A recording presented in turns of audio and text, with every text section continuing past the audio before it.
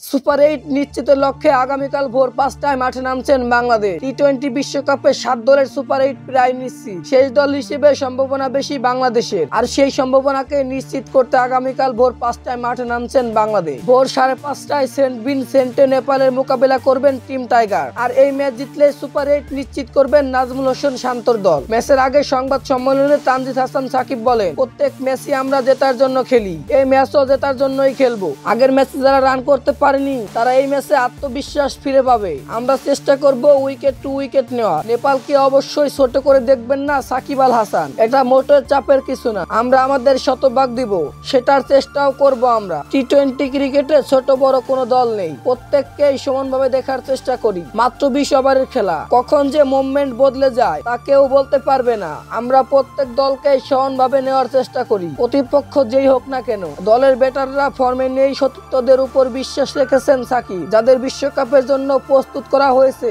তারা best choice, তারা শতভাগ দিলে ইনশাআল্লাহ হবে কিছু।